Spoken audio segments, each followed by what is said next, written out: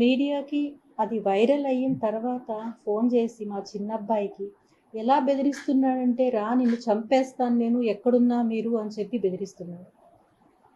అసలు ఈ సొసైటీ అంతా కూడా సార్ నాకు ఎలా అనిపిస్తుందంటే, నేను మోసపోయాను సార్. నేను మోసపోయాను ఒకరిని నమ్మి. అలాంటి సిచ్యువేషన్ నుండి నా లైఫ్ నేను బతుక్కుంటున్నా కూడా అతను ఏదో ఒక విషయంలో నన్ను ఇబ్బంది పెడుతూనే ఉన్నాడు సార్. ఇంకా ఒక చిన్న ఎగ్జాంపుల్, ఉదాహరణ అతని మాటలు వినిపించాలంటే నేను తప్పకుండా వినిపిస్తాను సార్ అతని మాటలు. ఇది వినడానికి నా పిల్లలకి నేను ఇంతవరకు దీన్ని వినిపించలేదు సార్. ఎందుకంటే ఒక తల్లిని ఇంకొక అతను మాట్లాడితే ఏ పిల్లలు భరించలేరు. ఈ రోజు అవసరం కాబట్టి నేను వినిపించాల్సి వస్తుంది సార్. మర్యాద నీకే మర్యాద మర్యాద అయిపోయి వస్తున్నది. రేపు వస్తున్నా అయిపోయింది మర్యాద చాలు. చాలా రెస్పెక్ట్ ఇచ్చి నేను చాలా వరకు కూల్ గా కామ్గా ఇన్ని రోజు కామ్గా ఉన్నా. నువ్వు ఏదో అన్నావు కదా, నీ వల్ల నువ్వు చెయ్యి, నేనేదో చూపిస్తా. వస్తున్నా, రేపే వస్తున్నా. ఏం చేస్తావా? ఏం చేస్తానా? వచ్చి మాట్లాడతా. నువ్వేదో చేస్తానా? వచ్చి ఎక్కడికి పోతావో పో. నా ఇంటికా ఏమనుకుంటావు నువ్వు? నీ మరిది అనుకున్నావా? బృందావల తమ్ముడు జఫానా కొడుకు అనుకున్నా? నేమేనా?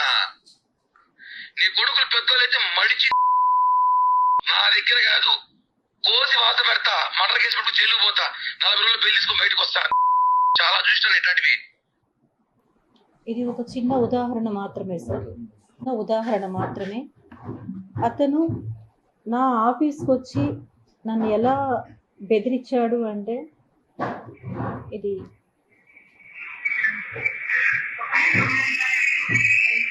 వాయిస్ అతను రావడం,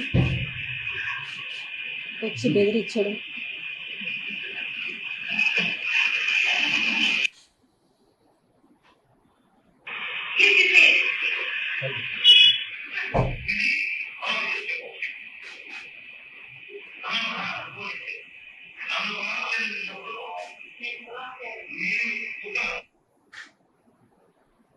ఇలా ఒకటి కాదు సార్. ఇన్ని చేసినా కానీ నేను ఇన్ని ఇయర్స్ నేను కామ్గానే ఉన్నాను సార్.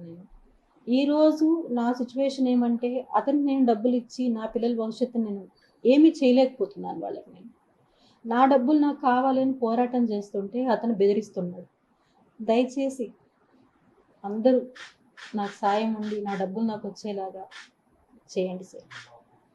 Thank you.